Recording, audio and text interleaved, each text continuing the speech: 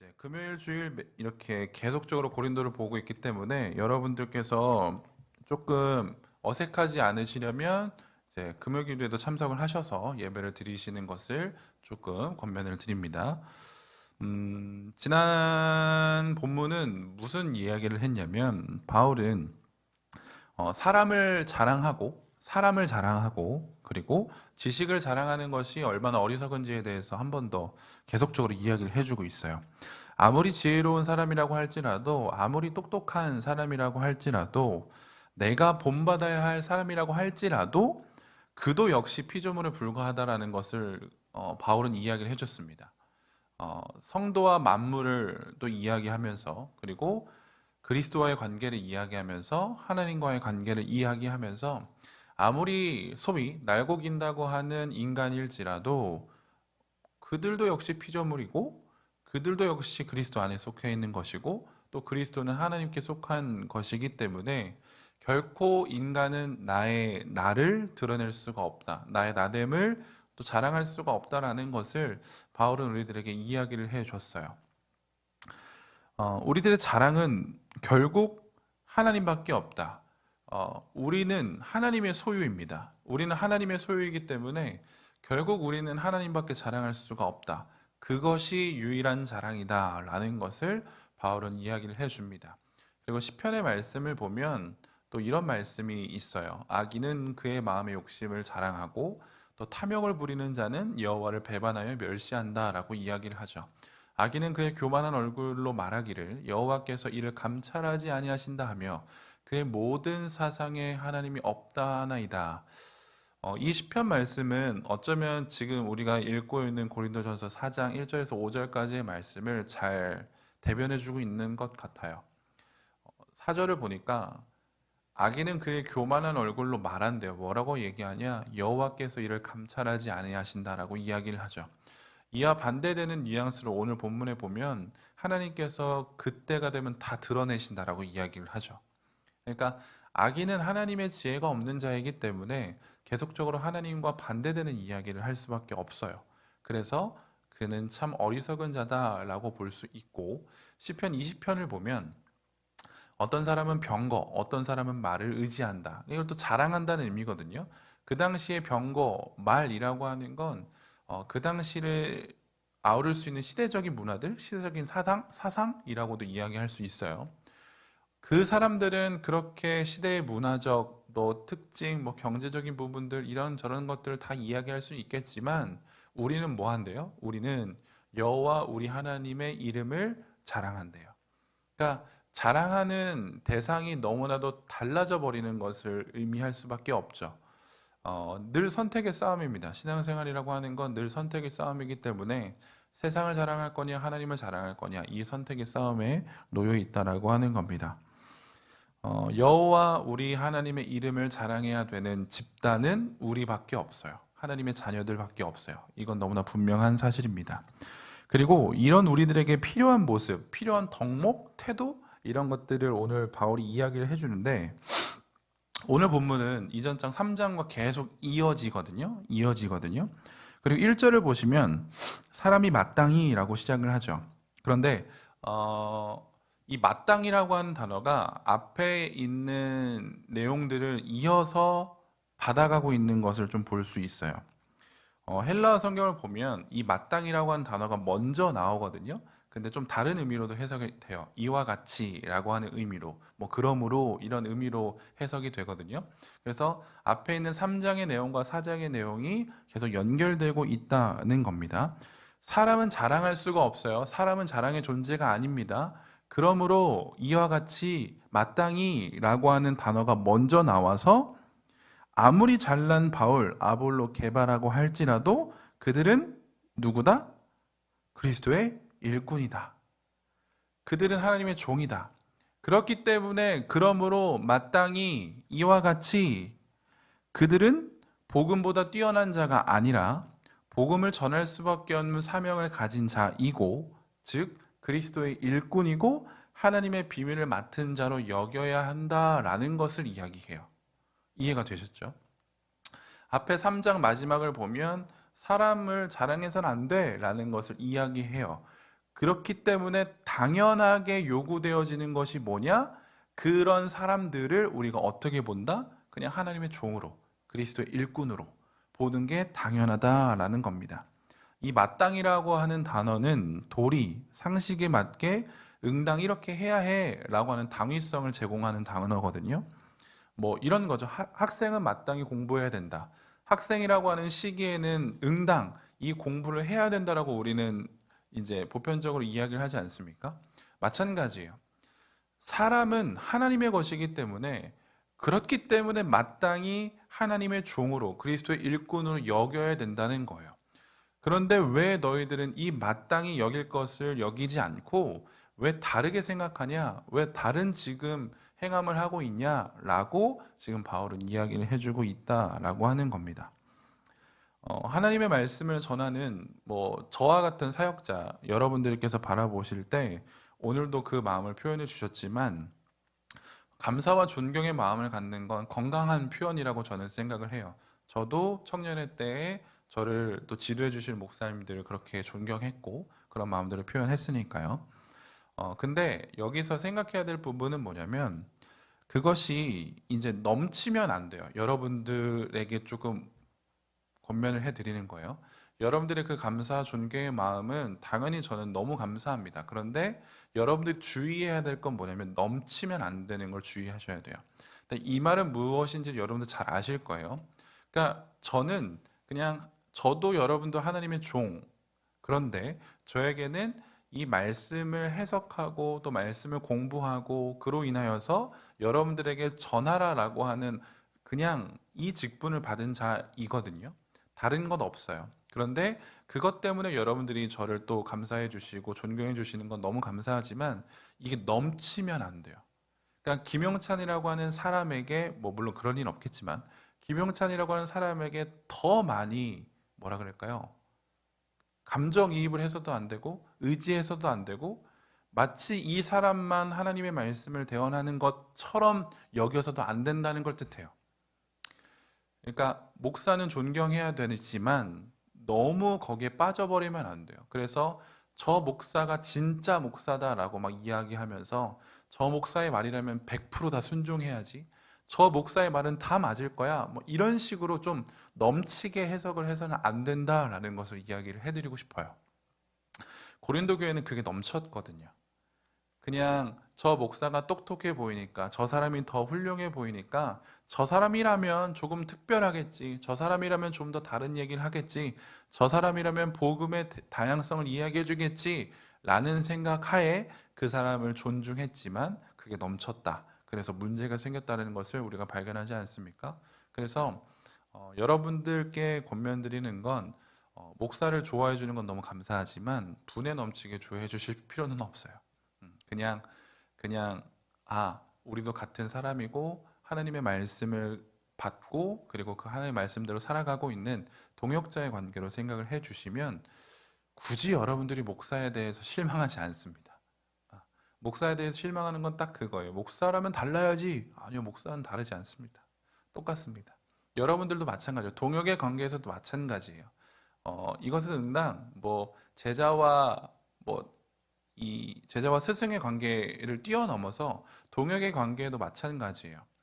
저도 어렸을 때를 생각을 해보면 누군가를 참 많이 의지했던 사람이거든요. 그리고 저와 굉장히 친한 친구가 있었는데 저와 그 친구는 굉장히 존경하는 형이 하나 있었어요. 한 명의 형. 좀 나이 차이는 있었지만 그분을 통해서 농구도 배우기도 하고 그분을 통해서 신학도 이제 신앙생활도 잘 배웠거든요. 근데 이제 너무 우리 둘 다 그 형을 너무 좋아한 거죠. 그런데 제 친구는 되게 순수한 친구였어요. 정말 저보다 더 깨끗하고 정말 착한 친구 있잖아요. 그런데 그 친구가 너무 그 형을 의지하다 보니까 조금씩 엇나가는 모습이 보여지게 되더라고요. 신앙적인 부분에 있어서. 어, 그 올바른 형이 그 형은 뭐 잘못됐다라고 저는 뭐 이야기하진 않지만 사람은 완전하지 않기 때문에 사람을 의지하다 보면 조금씩 빗나가게 돼 있더라고요. 저는 그것을 경험해 보고 나서 어느 정도의 거리는 있어야겠구나라는 생각을 하게 됐거든요. 우리는 본능적으로 사람을 의지할 수밖에 없는 인간입니다. 왜냐? 하나님을 의지해야 되는데 그게 오염됐기 때문에 그래요. 그런데 우리는 괜찮습니다. 우리는 회복할 수 있어요. 하나님의 말씀을 한 번 더 가까이 함으로 하나님께 조금 더 의지할 수 있는 우리들의 성령님의 능력이 있기 때문에 우리는 하나님의 말씀을 조금 더 가까이 하는 그러한 모습을 보이면 좋겠다라는 생각을 갖고 있습니다. 바울도 지금 이걸 이야기하는 거예요. 고린도 교인들이 너무 사람을 의지하다 보면 반드시 그 교회 안에서는 문제가 발생할 수밖에 없다라고 하는 거기 때문에, 그래서 바울은 계속적으로 뭘 이야기하죠? 예수 그리스도를 이야기하죠. 복음을 이야기하죠. 우리가 믿어야 할 대상, 우리가 의지해야 할 대상은 바로 우리 주 예수 그리스도밖에 없다라는 것을 이야기를 해줍니다. 우리 모두가 예수 그리스도를 의지하는 자다. 오직 우리가 의지해야 될 대상은 오직 한 분 예수 그리스도다라는 것을 우리가 인정하게 된다면 그때부터 우리는 진짜 동역의 관계로 들어갈 수밖에 없어요. 우리는 다 예수님을 의지하는 피조물에 불과하니까. 그리고 우리들의 우열이 아니라 우리는 그냥 하나이구나 라는 것을 깨달을 수밖에 없게 되죠. 그러니까 우리는 하나님의 종입니다. 이 말은 종은 그냥 종노릇만 잘하면 돼요. 그렇죠? 종노릇만 잘하면 됩니다. 우리에게 맡겨진 것들만 열심히 하면 됩니다. 다른 게 중요하지 않다는 거죠. 자, 바울은 이어서 뭐라고 이야기를 하냐면 우리가 하나님의 비밀을 맡은 자다라고 이야기를 하거든요. 이 하나님의 비밀은 뭘까라고 여러분들 누군가 물어보면 여러분들은 대답을 하실 수 있어야 돼요. 하나님의 비밀이라고 하는 건 바로 우리 주 예수 그리스도 곧 복음입니다. 그러니까 바울이 이야기하는 것은 지금 무엇이냐면 우리가 지금 하나님의 비밀을 맡은 자다라는 것을 이야기해 주는 거죠. 복음을 맡은 자예요. 그럼 복음을 맡은 자로서 해야 될 것은 뭐죠? 당연히 복음을 전하는 게 우리들에게 주어진 사명이다라고 하는 겁니다. 마태복음 제일 마지막 장 28장을 보면 우리가 잘 아는 것처럼 그러므로 너희는 가서 모든 민족을 제자로 삼아 아버지와 아들과 성령의 이름으로 세례를 베풀고 내가 너희에게 분부한 모든 것을 가르쳐 지키게 하라. 볼지어다 내가 세상 끝날까지 너희와 항상 함께 있으리라고 말씀하셨고, 데살로니가전서 2장을 보면 오직 하나님께 옳게 여기심을 입어 복음을 위탁받았다라고 이야기를 하는 거죠. 내가 이와 같이 말한 이유는 뭐냐면 사람을 기쁘게 하려 함이 아니요 오직 우리 마음을 감찰하시는 하나님을 기쁘시게 하려 합니다. 바울은 나라고 하는 존재가 예수님께서 이 복음을 전하라고 말씀하셨구나, 나는 그 복음을 전해야 되는 사람이구나 라는 것을 분명히 알았다는 거죠. 그렇기 때문에 지금 우리가 방금 읽은 것처럼 나에게는 지금 복음이 있어, 나는 이 복음을 하나님께로부터 위탁받았어 라는 것을 분명히 알았어요. 그리고 나서 이것을 전하는데 어떻게 전하냐면 바울이 이야기하죠. 사람을 기쁘게 하려 함이 아니래요. 이 복음이라는 건 사람을 기쁘게 하는 게 아닙니다. 물론 이 복음을 전해야 하는 대상은 사람이지만 그 사람을 기쁘게 하기 위해서 복음을 전하는 게 아니에요. 하나님을 기쁘시게 하기 위해서 우리는 복음을 전하는 겁니다. 물론 우리 인간들에게, 죄인인 인간들에게 복음은 기쁜 소식이 맞습니다. 그런데 그 사람을 너무 생각하고 거기에 포커스를 두다 보면 지치게 돼요. 그런데 바울은 우리들에게 이야기를 하죠. 이 복음을 전하는 건 하나님을 기쁘시게 하기 위함이야 라고 하는 겁니다. 그래서 우리들에게 복음을 전해야 되는 당위성이 어디에 있냐? 하나님을 기쁘시게 하는 것이기 때문에 우리는 반드시 복음을 전할 수밖에 없는 자로 살아가야 된다라고 하는 겁니다. 이걸 우리는 분명히 알고 있어야 돼요. 자, 그러면 여기서 우리가 생각해 볼 것은 무엇이냐면 하나님은 왜 우리들에게 그 복음을 맡기셨는가라고 하는 겁니다. 물론 다양한 이유가 있을 수 있겠지만 좀 조건에 대해서 이야기를 해보고 싶은 게 뭐냐면 하나님이 우리들에게 복음을 위탁하셨다라고 이야기를 하잖아요. 그런데 우리에게 그것을 받을 만한 어떠한 능력이 있습니까? 하나님께서 우리들에게 복음을 주셨대요. 위탁하신대요. 그런데 우리가 그 받을 만한 어떤 조건이 우리들에게 있어요? 복음이라는 건, 하나님에게 있어서 복음이라는 건 가장 고귀하고 가장 아름답고 소중한 것이잖아요. 그런데 그 가장 고귀하고 아름답고 소중한 것을 인간에게 주신다. 이게 끄덕여지시나요? 성경은 인간을 죄인으로 정의하죠. 때문에 죄인은 이 아름다운 복음을 소유할 수가 없어요. 갖고 있을 수가 없어요. 만약에 만에 하나 갖고 있는다 칩시다. 우리는 이 복음을 반드시 훼손하는 자로 살아갈 수밖에 없어요. 이건 너무나 분명한 겁니다. 너무 분명해요. 그런데 하나님께서는 우리들에게 이 복음을 위탁하셨대요. 우리들에겐 그러할 조건이 있나요? 받아낼 조건이 있습니까? 아니요. 우리들에겐 조건이 없죠. 때문에 복음을 위탁받았다라고 하는 사실은 우리들에게는 가장 큰 은혜가 돼야 돼요. 가장 큰 은혜가 돼야 되는 겁니다.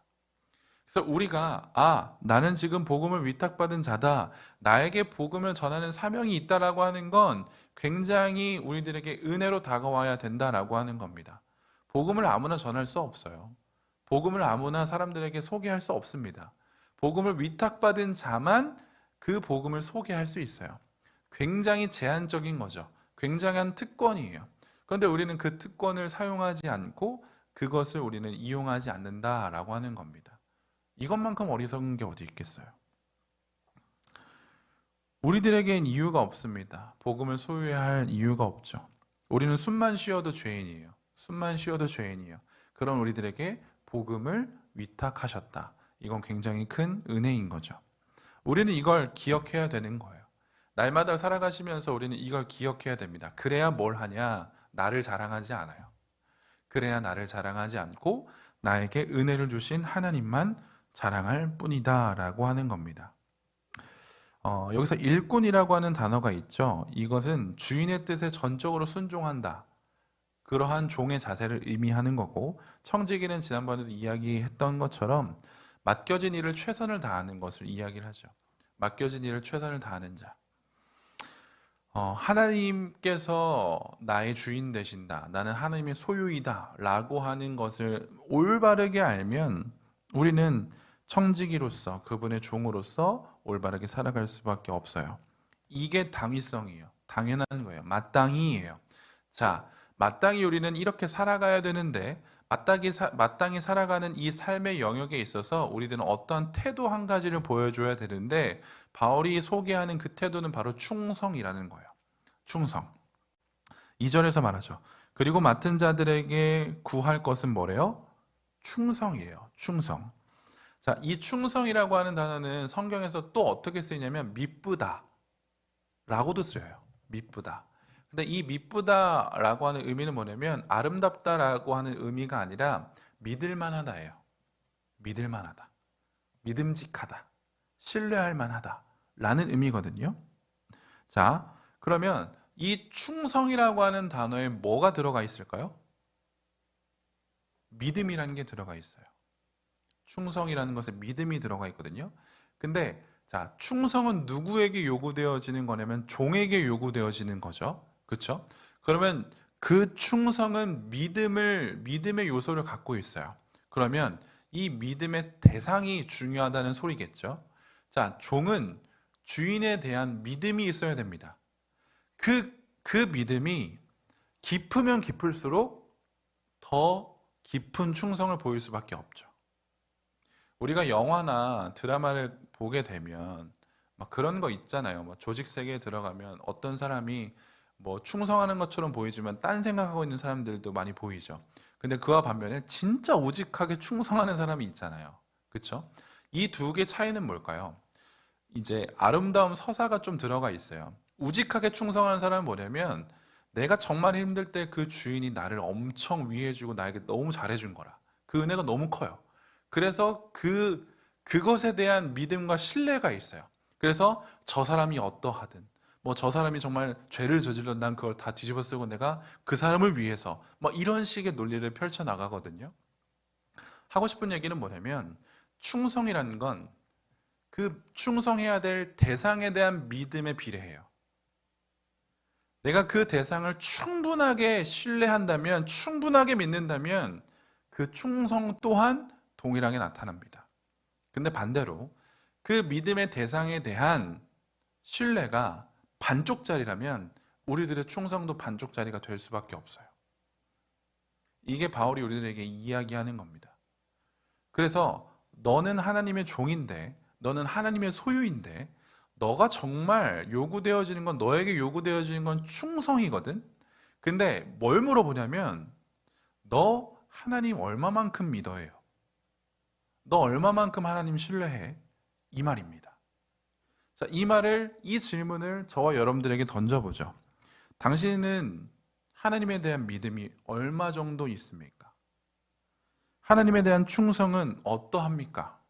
이걸 여러분들이 고민하셔야 돼요. 답하실 수 있어야 돼요. 왜? 여기에 어떻게 답하느냐에 따라서 우리들의 충성도가 나와요. 우리들의 충성도가 나와요. 자, 예수님께서는 하나님의 아들로 이 땅에 오셨죠? 그렇죠? 그럼 예수님은 하나님께 충성의 모습을 보여주셨습니다. 어느 정도의 충성이었죠? 죽기까지의 충성이었죠. 내 생명을 드리기까지의 충성이었어요. 자, 그럼 우린 그걸 보고 뭐라고 생각할 수 있냐면, 이야, 예수님은 진짜 하나님을 믿을만 했나 보다. 하나님이 정말 믿음직했나 보다. 신뢰할 만 했나 보다. 왜요? 목숨을 버리면서까지 하나님의 말씀을 따랐잖아요. 그쵸? 근데 우리들에게 요구되어지는 모습이 뭐죠? 그 모습이에요. 우리가 이 땅을 살아가면서 그리스도인으로서 하나님의 종으로서 하나님에 대한 충성을 보여줘야 되는데 어디까지요? 죽기까지예요. 내 생명을 다 버리면서까지 그만큼 그분을 따르고 그분을 신뢰하고 그분에게 충성을 다해야 된다는 겁니다. 그렇기 때문에 우리들의 선택지에는 늘 정답이 있어요. 뭐냐면 예수 그리스도예요. 우리들의 인생에 수많은 갈림길, 수많은 선택지가 있지만 그 선택지들의 답은 단 하나예요. 예수 그리스도예요. 이게 분명한 답이에요. 이 답을 내가 어떻게 내리느냐에 따라서 삶의 모습은 달라질 수 있습니다. 그런데 여러분들의 모습은 어떠한지 스스로 한번 평가해 보십시오. 나는 하나님을 얼마나 신뢰하고 있지?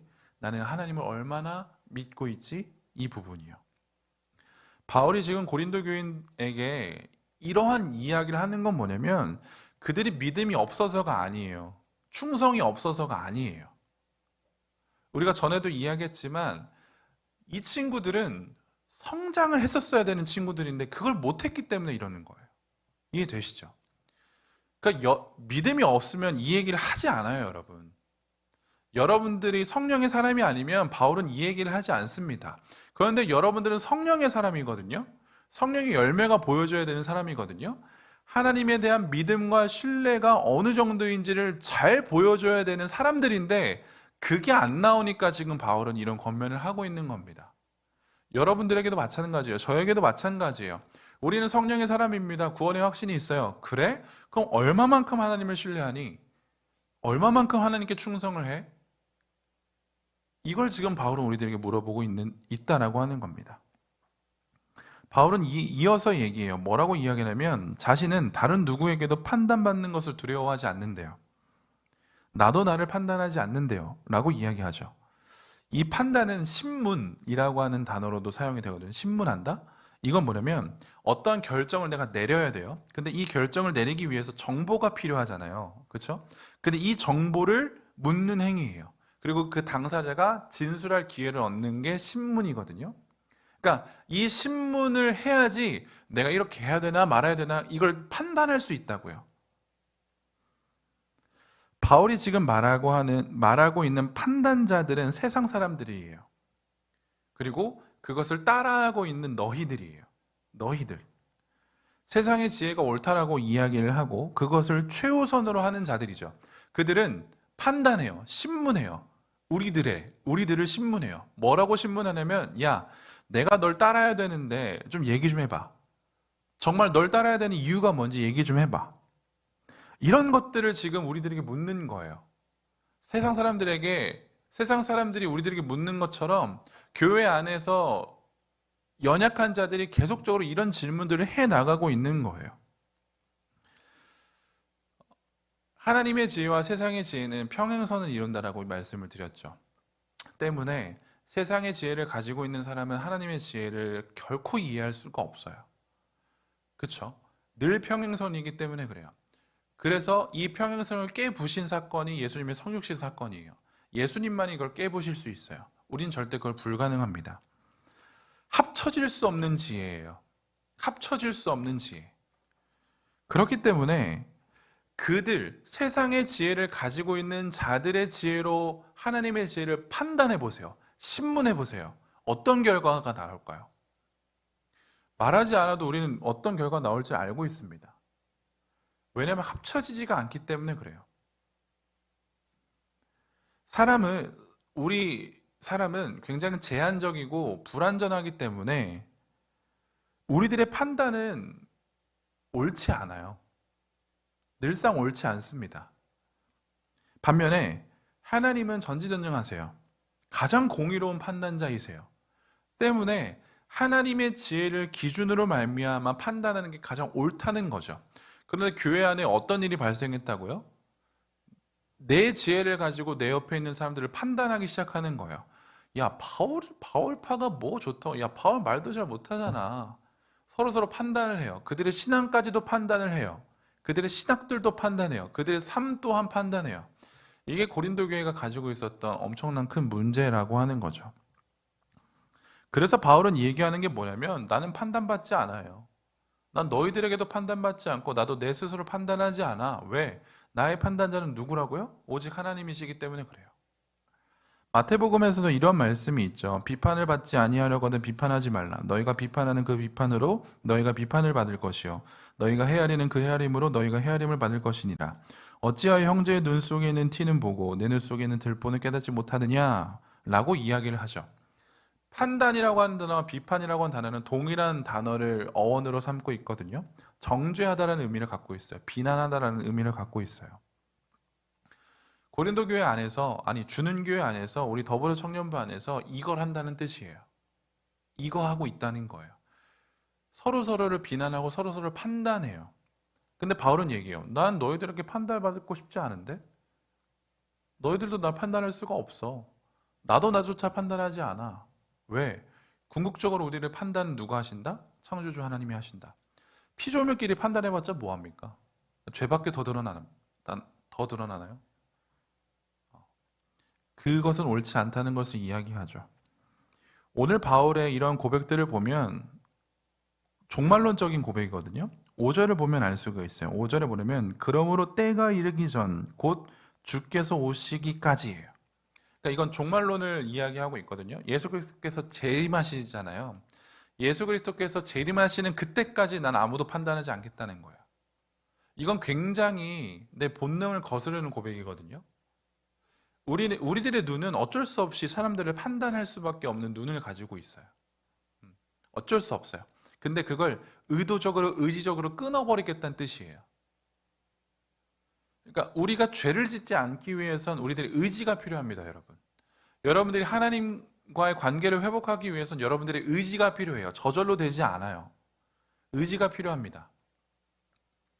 밥을 보고 있으면 배가 부릅니까? 아니요. 먹어야죠. 숟가락을 들고 젓가락을 들고 입을 열어서 씹는 의지가 있어야 돼요. 근데 주구장창 밥만 쳐다보세요. 배가 고픈가요? 배부른가요? 근데 우리도 그렇게 생각해요. 주구장창 말씀 듣고 있으면 내 믿음이 성장할 줄 알아요.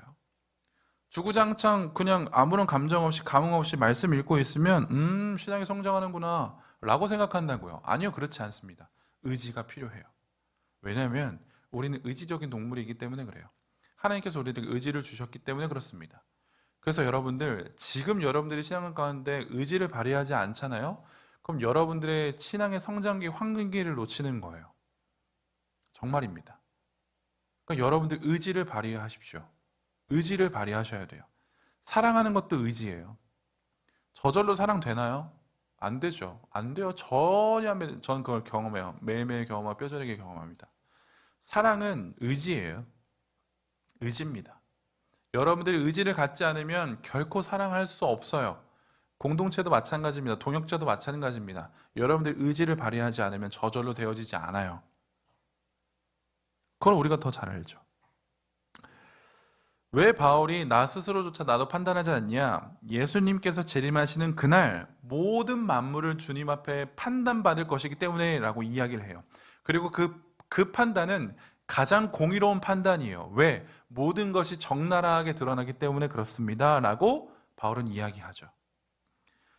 동일하게 비슷하게 히브리서 4장 말씀도 이런 말씀이 있어요. 지으신 것이 하나라도 그 앞에 나타나지 않음이 없고 우리의 결산을 받으실 이의 눈앞에 만물이 벌거벗은 것 같이 드러난다라고 이야기를 하죠. 우리는 지금 여전히 어둠과 빛 가운데 씨름하고 있고 싸우고 있는 존재예요. 우리들의 삶 가운데 어둠이라는 게 여전히 존재해요. 그런데 예수 그리스도께서 재림하시는 그때 아주 조그마한 빛이 우리들을 통과하게 될 거거든요.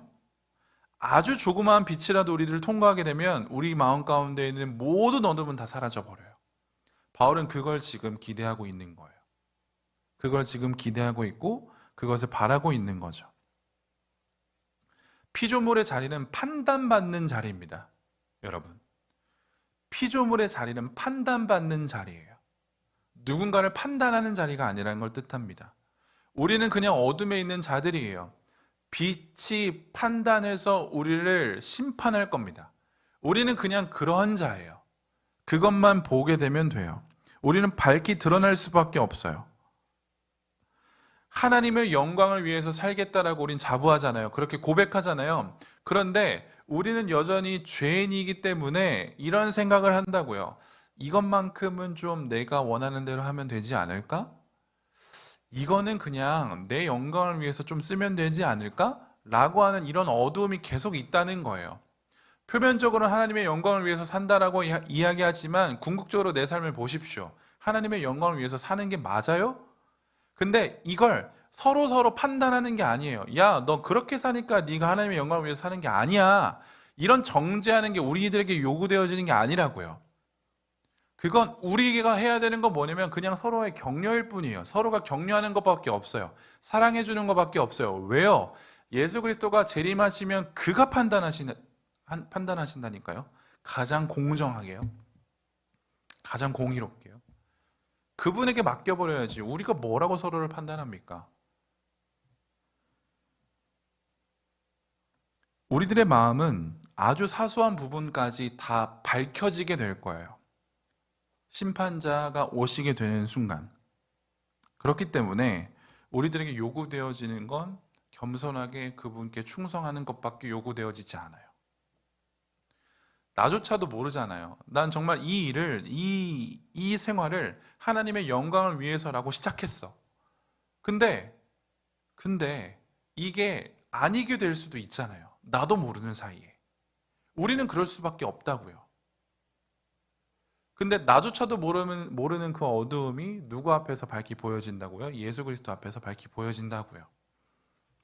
우리는 저마다 그러한 어두움이 있어요. 서로 보이지 않는 어두움, 내가 인지하지도 못하는 어두움이 있을 수밖에 없다는 거죠. 그걸 가지고 남을 판단하게 되면 아니요, 그거는 올바른 성도의 자세가 아니라는 것을 지금 이야기를 하는 겁니다.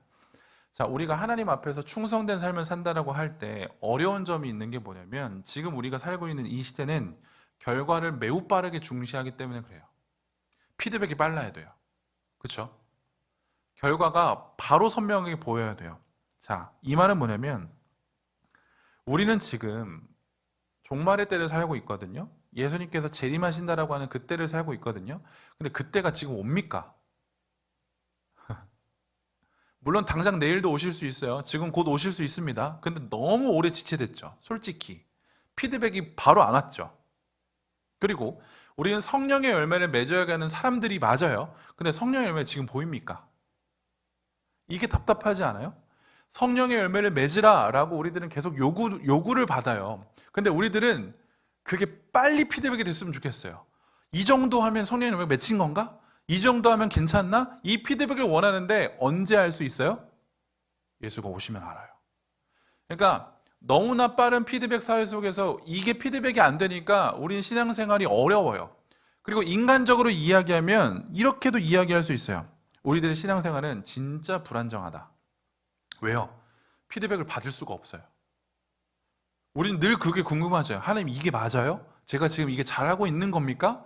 근데 즉각적인 피드백을 원해요. 너 잘하고 있어. 근데 이 부분은 부족한데? 이 부분을 좀 더 해볼래? 이런 피드백을 원하는데 이런 피드백이 바로 와요? 아니요, 안 와요. 그래서 우리 불안해요. 내 신앙생활 나 잘하고 있나? 아닌가? 불안하죠.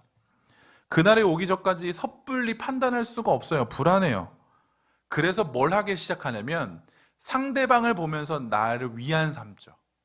상대방의 저 행동을, 상대방의 저 신앙을 보면서 나는 잘하고 있다라고 생각을 하죠. 이게 정죄의 시작점입니다. 여러분. 이게 정죄의 시작점이에요. 저보다 신앙생활 잘하시는 분? 이 생각을 가지면 전 여러분들 정죄할 수밖에 없어요. 여러분들도 마찬가지입니다. 히브리서 11장은 이렇게 이야기를 하죠.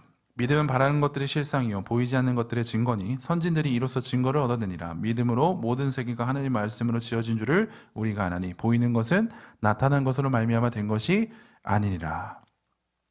그날이 오기 전까지 우리는 우리들의 신앙을 섣불리 판단할 수가 없어요. 그렇기 때문에 우리는 불안할 수 있어요. 그런데 성경은 뭐라고 이야기하냐면 그 불안감을 떨쳐버릴 수 있는 한 가지 중요한 것을 주셨는데 그게 무엇이다? 말씀을 주셨다는 거예요. 우리는 객관적인 이 기록된 말씀을 통하여서 보이지 않는 이 믿음을 실상으로 살아낼 수 있다는 것을 성경은 이야기해 줍니다. 그렇기 때문에 내 신앙생활이 너무 불안정합니까? 내가 지금 어느 정도까지 있는지 너무 불안하세요? 확인받고 싶으세요? 그러면 뭘로 가라고요? 성경으로 가라고요. 성경으로 가서 우리들에게 주어지는 말씀을 믿음으로 받아내십시오. 그러면 기가 막히게 우리들의 수준을 성경이 알려준다라고 이야기를 해요. 우리는 물론 그때가 되면 모든 것들이 밝히 드러나긴 하겠지만 지금 이 시대를 살고 있는 우리들에게, 오늘 우리들에게 살고 있는 우리들에게 하나님의 말씀은 그것을 볼 수 있는 너무 단 과일 같은 느낌이에요. 이 성경이 말이죠. 때문에 성경을 가까이 하지 않고 여러분들 함부로 성령의 열매를 논할 수가 없어요. 성경을 가까이 하지 않고 함부로 누군가한테 이래라 저래라 할 수가 없어요. 왜? 그것들은 다 내 생각이에요. 내 판단이에요. 이건 하나님께서 원치 않으시는 것이기 때문에 그래요. 믿음에 근거한 충성의 삶을 우리는 살아가야 되는 거죠. 성도다운 삶이 바로 그거예요. 충성이라고 하는 것은 종이 주인에게 하는 거잖아요. 그런데 이 충성은 굉장히 개인적이에요. 굉장히 비밀스러워요. 왜냐하면 이런 거죠. 제가 김준모 담임 목사님께 충성을 합니다. 근데 그걸 보고 누군가는 야, 뭐 저렇게까지 하냐? 라고 생각할 수 있죠. 당연해요. 왜냐? 이 충성이란 건 비밀스러워요. 개인적이에요. 굉장히 좁은 관계의 영역입니다. 세상은 나와 그리스도의 관계를 알지 못해요. 그래서 우리가 하는 그 모든 충성이 호들갑이에요. 그렇게까지 한다고? 그러니까 당연히 조롱받을 수밖에 없다고요. 그렇죠? 세상은 모르니까요. 나와 하나님과의 관계를. 근데 이 충성은 내가 그렇게 해야 된다는 건 나는 알아요. 왜요? 나와 하나님과의 관계가 그만큼 있기 때문에.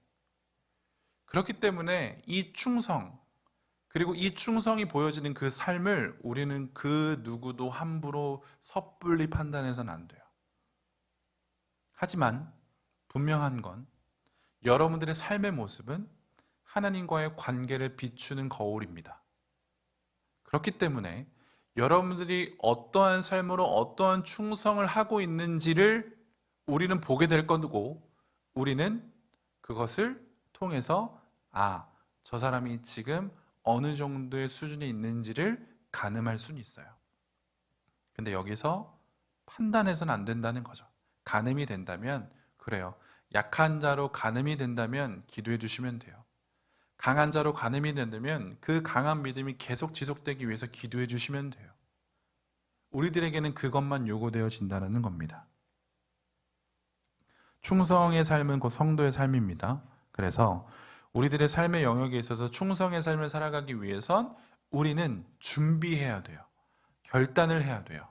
그리고 이 준비와 결단이 무엇일까요? 소그룹 때 나누세요. 소그룹 때 이걸 나누시면 됩니다. 그러니까 여러분들 오늘 이 소그룹은 내가 어떻게 하면 하나님께 더 온전한 충성을 드릴까? 내가 어떻게 하면 하나님께 더 깊은 신뢰를 드릴까? 믿음을 보여드릴까? 이것을 고민해 보세요. 그리고 서로 격려해 주세요. 그러면 여러분들이 생각지도 못한 또 하나의 결단 영역이 나오게 될 거고, 그리고 그것을 살아냄으로써 하나님 앞에 온전한 충성된 삶을 살아가는 우리가 될 수 있습니다. 이번 한 주는 그것들을 여러분들 고민해 보시면 좋을 것 같아요.